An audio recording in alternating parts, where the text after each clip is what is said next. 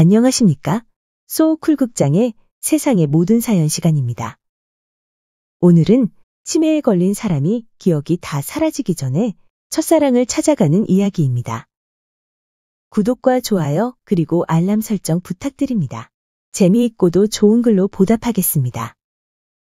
고향 친구의 장례식장에 갔다가 하룻낮 동안 정신을 놓았다. 낌새가 이상하다고 여긴 유족 측의 연락을 받고 온 아내의 얼굴조차 제대로 알아보지 못했다. 취중에 화장실과 안방을 혼동한 적이 한두 번, 집을 못 찾아 헤맨 적이 두서너 번 있었지만 맨정신에 이렇게까지 정도가 심한 적은 없었다.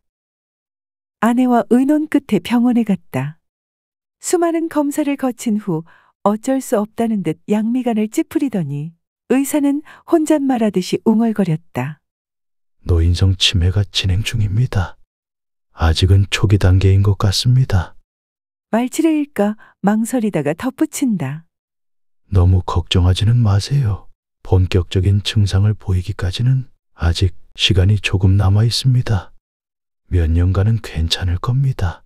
당분간 아무 일이야 없겠지만 방심은 금물입니다. 하지만 시간이 지나면 점점 증세가 심해질 겁니다. 아내는 급한 일이 있는 사람처럼 벌떡 일어서더니 다리만 벌벌 떨다가는 풀썩 주저앉았다. 배가 지나간 자리처럼 기억의 흔적이 사라지면 그곳에는 무엇이 남아있을까? 무섭다. 저녁마다 잠자리를 찾아드는 것이 너무 끔찍하다. 아침에 일어나 누구세요? 하고 생전 처음 본 사람처럼 아내에게 말할 때까지 얼마나 남았을까? 뇌가 상해가는가? 당신의 이름이 기억나지 않는다. 깜빡거리던 형광등이 밝아진 것처럼 불현듯 이름이 떠올랐다. 수첩이 어디 있지? 허둥거리며 찾아서는 기억이 날아가기 전에 얼른 적었다. 윤경희. 1974년 무렵 경남 마산 거주. 마산 자유무역지역 내 봉제공장에서 근무. 어떻게 살고 있을까? 병이 더 깊어지기 전에 만나야만 했다. 예상했던 것보다 사람 찾기는 쉬웠다. 의뢰한 지 보름도 채 되지 않아 연락이 왔다. 가서 비용을 치르고 자료를 받은 다음 뜯어보았다. 윤경희, 1956년생, 68세. 자택, 경상남도 창원시 마산하포구 성호로 19번 길 81, K연립 303호. 직장, 경상남도 창원시 성산구 천지로 50번 길 14, 5060 회관. 매일 오후 6시에서 11시까지 근무. 남편과는 이혼, 현재 혼자 살고 있음. 봉투 속에 최근 사진 몇 장이 같이 들어있었다. 전화번호가 빠져있지만 찾아가는데 어렵지는 않을 것 같았다. 혼자 사는 것을 확인하자 붕 떠있는 느낌이 들었다. 아내 모르게 저축했던 돈을 모두 찾고 휴대전화기도 따로 하나 마련했다. 대학 동기에게 부탁하여 그럴듯한 직함을 가진 명함도 새로 박았다. 나는 경희를 찾아갈 작정이다. 어떻게 지내고 있을까? 사는 집 들창문으로 가만히 들여다볼 수만 있어도 좋을 텐데. 함께 밥도 먹고 술도 마실 수만 있다면 청명한 봄날 벚나무 아래에 소풍 같겠지. 당신이 낮술에 취해서 한껏 유쾌해지면 넌지시 그때 무슨 일이 있었냐고, 왜 나를 버렸냐고 물어보고 싶다. 그런 다음 앞으로 살면 얼마나 더 산다고.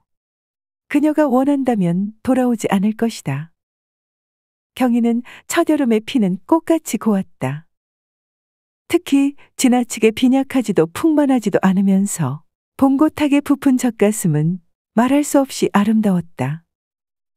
밤이면 경희는 나에게 젖가슴을 만지게 하고 입에 물게 하고 젖가슴 사이로 얼굴을 파묻게도 하였다. 버림받고 나서도 나는 한 손에 꼭 들어왔던 경희의 젖가슴을 늘 그리워했다. 같이 살 때 경희는 종종 벗은 몸으로 모델 흉내를 내며 내 앞에서 교태를 짓곤 했는데 눈이 부셨다. 아랫도리가 후들후들 떨리면서 숨도 제대로 쉴 수 없게 만들던 당신의 도발을, 온몸에 털이란 털은 다 곤두서던 그때의 전율을 한 번만 더 느끼고 싶다. 창원에 도착하자 숙소를 정한 다음 정성 들여 목욕하고 머리도 염색했다. 얼굴에 거뭇거뭇한 점, 눈 아래 두꺼운 지방덩어리, 눈 밑에 잔주름, 거칠고 축 처진 피부, 눈에 띄게 줄어가는 머리숱, 불룩한 배, 뼈만 앙상한 양어깨, 막대기같이 가는 두 다리, 그 사이에 있는 이제는 활기를 잃어가고 있는 남성. 아무리 봐도 익숙해지지 않는, 언제나 낯설게만 보이는 노인이 거울 저쪽에서 나를 바라보고 있다. 나는 이미 조화를 잃어버린 육체를 가진, 이제 곧 정신의 흔적도 지워버리게 될 그 노인에게 몇 번이고 되뇌었다. 괜찮아. 앞으로 10년은 더 살 수 있을 거야. 새로 산 속옷을 입은 다음 약간 풍성한 흰 와이셔츠에 화려한 붉은색 넥타이를 맸다. 셔츠가 배를 제대로 가렸나 살핀 다음 최근에 구입한 최고급의 짙은 청색 양복을 입었다. 거울을 보니 중후한 모습의 노신사가 나를 쳐다보고 있다. 이 정도면 됐다. 경희의 출근 무렵에 맞추어 숙소를 나서서는 팔을 휘휘저어가며 걸었다. 경희가 사는 동네로 들어서자 세월을 이겨내지 못하고 뒷골목으로 물러날 수밖에 없는 업종들이, 손질 안 한 지 오래된 작고 낡은 가게들과 조합을 이루면서 좁은 길 양쪽으로 쭉 널어서 있는 것이 눈에 띄었다. 손님이 들 것인가 의심스러울 정도로 퇴락한 노래방과 천지암 1월천신이라는 정체불명의 이름을 가진 점집, 수혜점, 표구점, 다방 등과 함께 허름한 이발소도 있었는데 70은 한참 넘은 것 같은 주인이 위생복을 입은 채로 이발의자에 앉은 채 졸고 있었다. 서울상회라는 거창한 이름과는 달리 초라한 모습을 한 구멍가게도 있었는데 허리가 반쯤 굽은 노파가 자리를 지키고 있었다. 그녀의 집 근처에 서서 20여 분 기다렸다. 경희가 나오자 조금 거리를 두고 따라가다가 걸음을 빨리하여 얼른 지나쳤다. 두어 걸음 앞서서 걷다가는 갑작스레 되돌아서서 말을 걸었다. 혹시 윤경희 씨 아닌가요? 경희는 힐끔 곁눈질하더니 어깨를 으쓱하고는 가던 걸음을 재촉했다. 나 강성경인데 모르겠어요? 따라가며 다급하게 말을 잇자 돌아서서는 찬찬히 살피더니 눈썹을 축혀 세웠다. 아니, 성경 씨, 여기는 웬일이에요? 혹시 저 만나려고 오셨어요? 남도옥양이 전혀 남아있지 않은 깔끔한 표준어였다. 아니요, 출장 왔어요. 세상에 이런 일도 다 있네. 세상이 참 좁기는 좁군요. 너스레를 떨었다. 가까운 찻집을 찾았다. 차려입은 듯 원색에 가까운 옷차림은 요란하고 화려했지만 무늬며 디자인이 썩 고급스럽지는 않았다. 신발도 시장에서 파는 기성화였다. 부자로 잘 살았으면 했는데 눈길 둘 곳이 없어 벗어날 구실을 찾느라고 명함을 건넸다. 두 손으로 봤더니 찬찬히 들여다본다. 좋은 직장에 다니시네. 거의 50년이나 지났는데 잊지 않고 이렇게 찾아주셔서 고맙습니다. 까딱하고 고개를 숙인다. 속셈이 들통난 것 같아 무안했으나 애써 태어남을 가장했다. 고등학교 교사로 있었어요. 정년퇴직하고 집에 있는데 친구가 같이 일하자고 자꾸 귀찮게 굴어서 이름만 올려놓았어요. 틈을 보아 슬며시 말을 건넸다. 저녁이나 할까요? 그녀는 잠시 궁리하더니 미안한 듯 말했다. 오늘은 안 되겠어요. 그렇지만 내일은 괜찮아요. 장소와 시간 약속을 하고 헤어졌다. 다음 날 이른 저녁 식사를 끝내자 경희는 청이 있다고 하였다. 백화점을 같이 갔으면 하는 청이었다. 따라 나섰다. 백화점에서 그녀는 화장품 몇 가지를 골랐다. 계산을 끝내자 웃으며 속삭였다. 고마워요. 평생의 소원을 풀었어요. 무슨 소원인데요? 한 번쯤은 백화점에서 보란 듯이 카드를 써보고 싶었어요. 순간 놀랐지만 내색을 안 했다. 힘들게 사는 모양이구나 하는 생각이 들었다. 팔짱을 끼고 걷던 경희가 혀로 입술을 두어 번 핥더니 더듬거리며 말했다. 성경 씨, 제가 가끔 놀러 가는 곳이 있는데요. 5060 회관이라고 한번 가보실래요? 술값도 싸고 건전한 곳이에요. 회관은 규모가 작은 나이트클럽 같았다. 자리에 앉자 맥주 3병과 기본 안주가 나왔다. 나이가 꽤 든 여자분이 우리 쪽으로 와서 동석을 청했다. 경희는 약간은 우쭐거리는 태도로 고개를 끄덕였다. 경희의 기를 살려주기 위하여 양주 1병을 시켰다. 그러자 여자들이 우르르 모여들었고 술병은 대번에 바닥이 났다.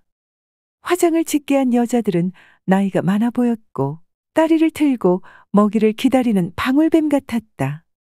물주가 되기로 작정하고 1병을 더 시켰다. 넉넉한 술인심에 모두 왕창 취해서는 소란스럽게 웃고 떠들었고 경희는 깃털을 활짝 펼친 공작처럼 우아한 자태로 앉아서 분위기를 한껏 즐기고 있었다. 나는 화장실에 가서 미리 준비한 시알리스를 삼켰다. 경희는 불을 꺼달라고 했다. 어둠 속에서 경희를 만졌다. 탄력을 잃은 지 오래된 피부가 느껴진다. 손바닥으로 젖가슴을 감쌌다. 옛날의 탱탱함을 기대했던 것은 아니지만 오래 끓여서 푹 퍼진 팥죽 같았다. 가슴 아래 백가죽은 쭈그러들어 만지기가 안쓰러웠다. 아래로 손을 가져가자 경희가 막았다. 그녀의 손이 아래로 내려왔다.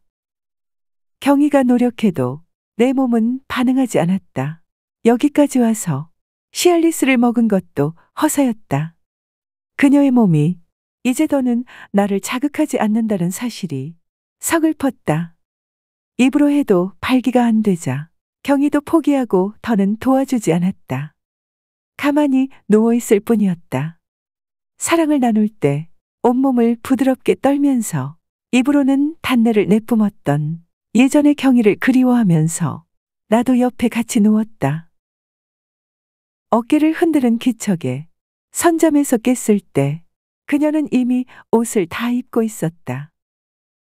차비 좀 줘요. 화가 난 기색이다. 지갑에서 10만 원을 꺼내주었다.